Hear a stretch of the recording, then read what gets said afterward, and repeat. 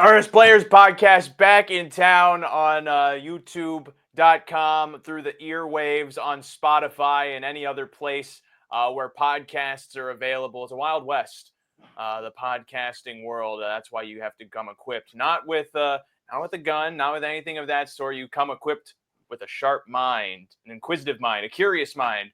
That also being the sharpest tool for handicappers, because horse racing itself, it can be tricky.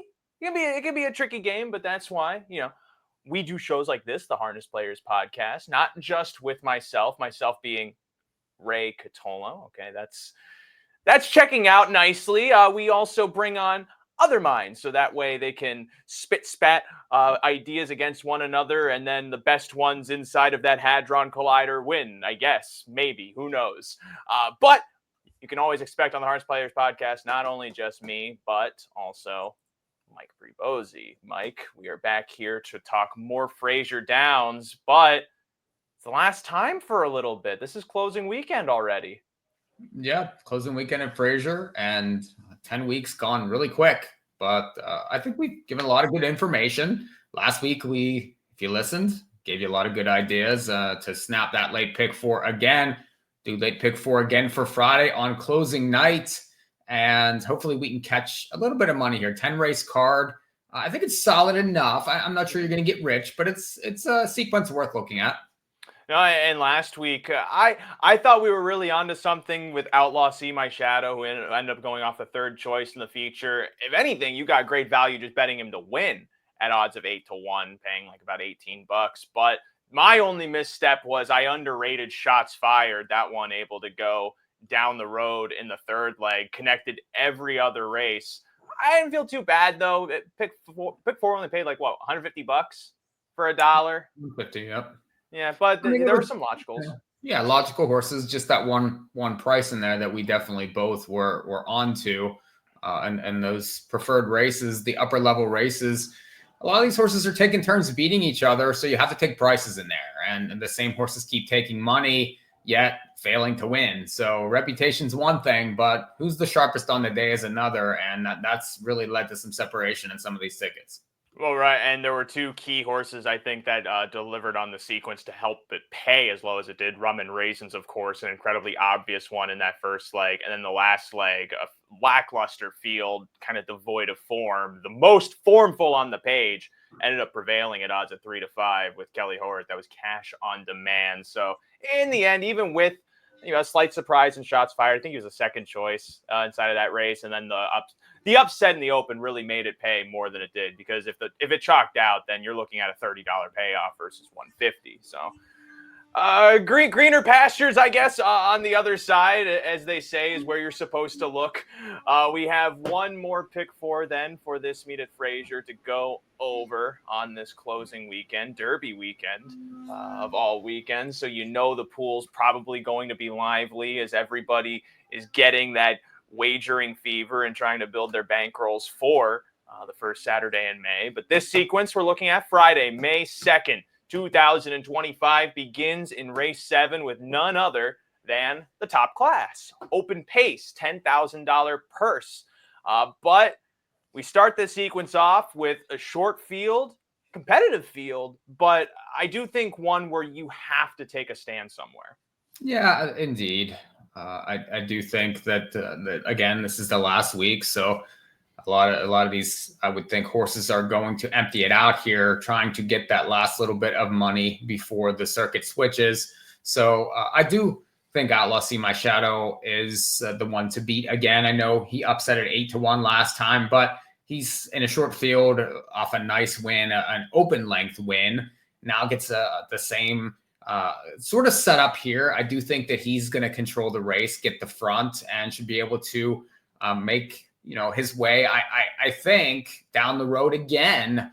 I know he's 8-5 morning line. He won't be quite that in here. I think he's probably 2.5-1, because others will take money. Rum and Raisins likes to take money.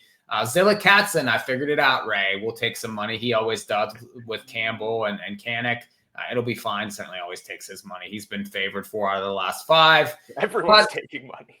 Yeah, I mean, they're all going to take money in here. I would think there'll be a jumble. And I just think that he can repeat. Especially if he gets out, controls the race, he can repeat again. A lot of these horses want to come from off of it. Well, good luck chasing him. So I would use him, and I could see the 4, Zilla Katzen, just with the connections.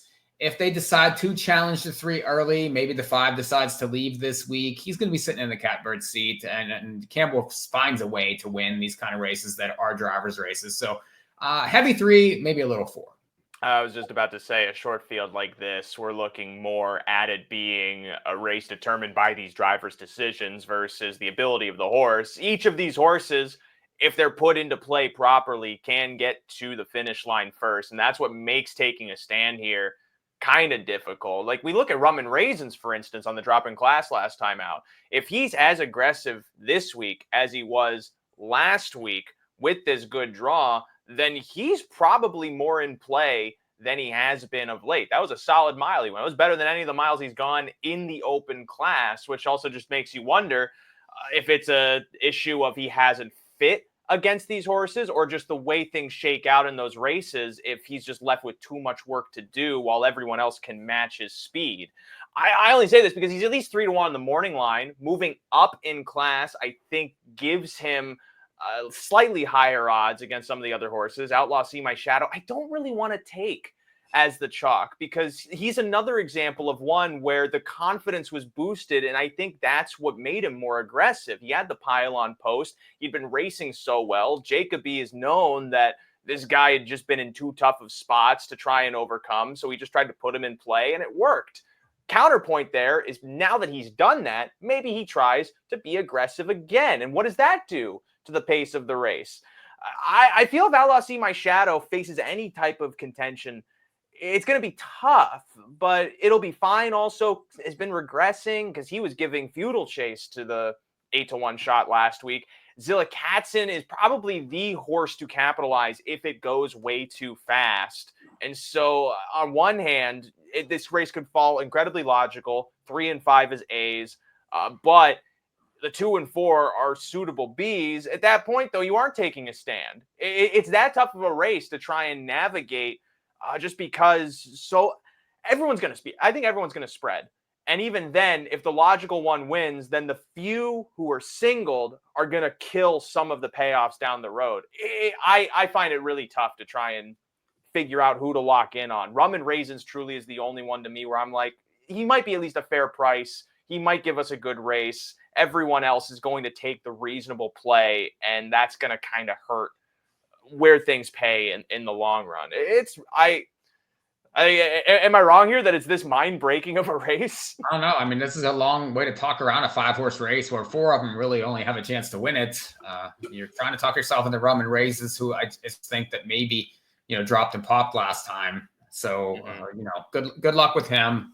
I think it's probably the 3 or the 4. The 5 certainly could win, but the way he's been going the last few weeks, he's just not for me. So yeah, he needs to kind of really step up this time around. Though, he'd be a suitable horse to win on closing day, given how good he had been last season, and he's only won so many times at this top class. Second leg is race number 8. I think the deciding factor inside of this one, which is a $5,000 claiming event, we have Sunset Rider in the second tier. He very clearly is much faster than anyone else. He has speed to follow out of the second tier. Do we think that's enough, Mike, for Hort to put this guy to the place he wants to be and just take him all the way around?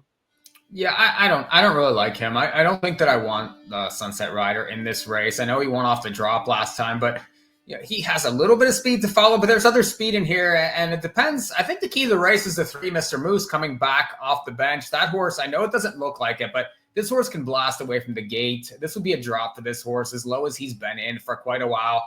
And he's been known to blast off the gate and be able to control races. He's done okay off layuffs in the past. So I think the 8 could get buried in here. I could see the 4 leaving out also from a mid-pack post. The 7 likes to go early. That horse is done much better whenever he's raced up close. So I'm more into the 4, nothing in moderation. This is a drop. He's been racing well. He's got the right post. I do think he's looking for a win. He's had plenty of shares so far this year. He needs sort of a get-out win here. It's 4-1 in the book. I think he'll be close to favorite in here, depending on how some of these others take money. I'm going to take shots fired again. I think that drop last time was solid. I know it's an outside post, but he's going to be flying early. And then I'm not going to give up on Airline Pilot just because he's sort of closer in here, and these connections may eventually figure him out. Now he's going to get lost in this race. He's going to get a setup, and maybe he gets back to himself. So I'm 4, 5, 7, I think. I find some appeal in Airline Pilot too in this spot because we have a decent amount of speed that doesn't like to last. And these are the types of races that can cater to horses that want to sit first over, maybe not push themselves too hard, but are able to take that air and grind. And it does seem like Airline Pilot kind of is that horse. He's not necessarily the fastest horse on certain days, but he'll try and stick around and hang around, and he could benefit maybe from others tiring to the inside if Campbell can work that type of pick trip, if we can call it. Because the inside would be the pick, and then he's just able to carry his momentum, take the lead, do that type of thing. I've been seeing a lot of those trips at Oak Grove, but we're talking about Fraser. He's going to be an okay price too. He's been fairly chalky in a lot of starts, so I wonder if the recent losses might discourage some people as well. The unfortunate thing is Campbell still will probably be covered fairly nice or fairly decently inside of this sequence. So you're not going to get a whole ton of value. Nothing in Moderation also has good speed, so I understand him. My main concern, he just can't get by that last horse every single time. He can go fast races, but he doesn't seem to ever want to gain. He likes to chase. And so that to me is the biggest caveat for him. But I do feel the speed is also an asset. Sunset Rider is probably going to want to try to be aggressive from the second tier, since he's really a one-way type. So the horses that are going to be closest in behind most likely will benefit. If Sunset Rider doesn't get the lead, then I think that sets up for the Airline Pilot type of situation. Son of a Beach also gets a good draw too. I imagine Malloy's going to want to fire him forward as well. All this too is why I don't really want shots fired. He won on the lead last time. He has an outside draw. Granted, he might just settle into an off-the-pace spot, but if he's on Campbell's helmet, I don't see him getting by Airline Pilot. So I think the draw kind of determines that. He's going to take some money off of the win. I don't really think he carries that much value then. So I do lean on Airline Pilot as an A inside of this race, and then I probably would have the 1 and 4 as Bs because they'll at least be in contentious spots. Sunset Rider, my hope is, if anything, he has to strain himself too much from the second tier. And because he's a second or two faster than a lot of these horses, that could be enough work to actually take him out of the win picture, because we need to beat some chalks inside of this sequence to make it worth playing. Third leg is race number 9. We have a condition claimer, 8 horses going postward. And this is kind of similar to that cash on demand race last week. We got to kind of go digging through the program to find form, figure things out. And the most logical direction to go perhaps is Cotolo Storm, just because he's going to be forward and he might be able to take them all around the track. But I mean, do you see anything beyond that? I mean, I loved his race, back on March 20th. That was a huge mile there. And he's just sort of been knocking at the door since. It looked like he should have won on April 17th and couldn't quite get there. Last time was pretty far out of it and came flying to be third. He's had a decent meet. There's no question. This is probably the right bunch for him. I would think he's going to get a better trip, maybe a forward trip similar to one he got 2 back, because the horses inside really don't want to go early. So he's going to be up close. The only other horse I saw in here that I could maybe use is the 4 Chase Me Forever. Just a massive driver switch, a better post. This horse is 0 for 2 years, though. I mean, good luck getting this horse to the winner's circle. But if anybody can, Campbell can. I'd be heavy 5, maybe a little 4.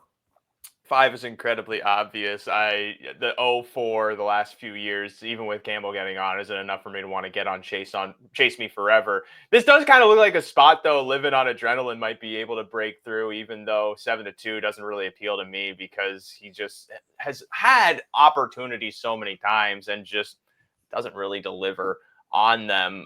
I kind of lean beyond the 5 to the 8 inside of this race, to who you Platinum, just because that closing effort last time out it's stark compared to the rest of this field. When most horses in this race are likely to be going backwards in the last quarter of a mile, that automatically in my mind puts Tahuya Platinum more in play. The problem here, the inside horses that he's going to follow aren't going to put him anywhere close. He's again going to have to be super far behind the ball. And then the game from that point is whether Kahala Storm is going easily enough on the lead with a sizable enough cushion that he can carry himself around, or if for whatever reason he's tiring, and then Tahuya Platinum can put that rally in to good use. The 6-1 morning line is appealing to me, but again, he's probably a B. Kahala Storm is the A. It really is his race to lose if Abbott can put him on the point, because I can't really imagine who else gets the lead inside of this race. But at the same time, these are the types of races too where sometimes we see a driver surprise and show some speed. Do you think that there's anyone, maybe like the 7 Outlaw Stormy Weather, if they can get forward, that kind of changes things here? That 7 just backs up so quickly. I mean, it's really just been crushed this last couple of races. I guess I could see the 2. I mean, the 2 was forward, 2 back, but that was with Griesbach on. So, but Scott Knight is really no stranger to this horse. Certainly always drives for this barn. That was that horse's best race though in quite a while, and then went back to losing again last time after taking a little bit of money. It's not an easy race. There's a lot of horses that really have been at huge odds. So the 5's supposed to win, and he probably will. Yeah, I mean, you look at that March 20th line when he parked from post 7 and still won in 57 and changed. Like that beats this field hands down 90% of the time.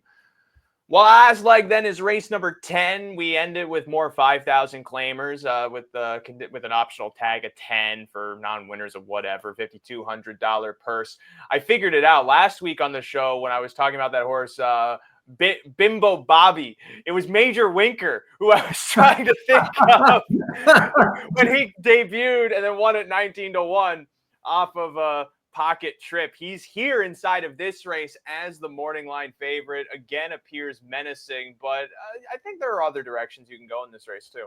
Yeah, I think They're All Kents has a big chance. This was a drop last time and was bet to 2-1, and he was just okay, but he did make up ground in the stretch, kick 28-1. This horse does have a kick as an inside post, and it probably fits pretty well versus this group.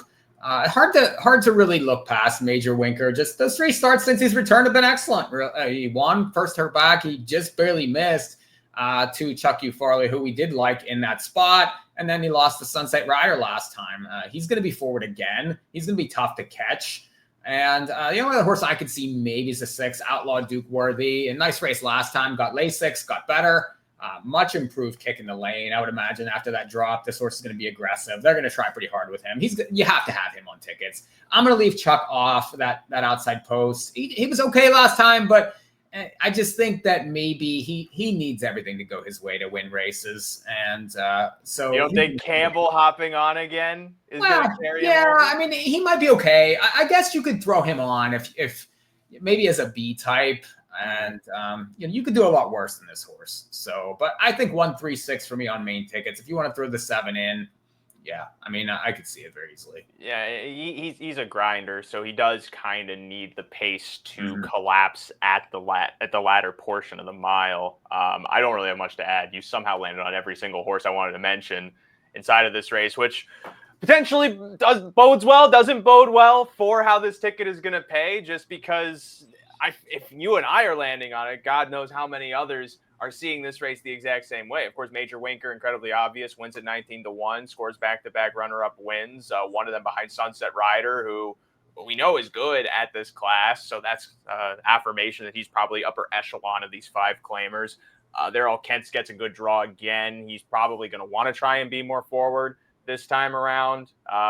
As long as he has the clearance to go, he might be able to be a factor. I'm trying to remember the race the Major Winker Sunset Rider race.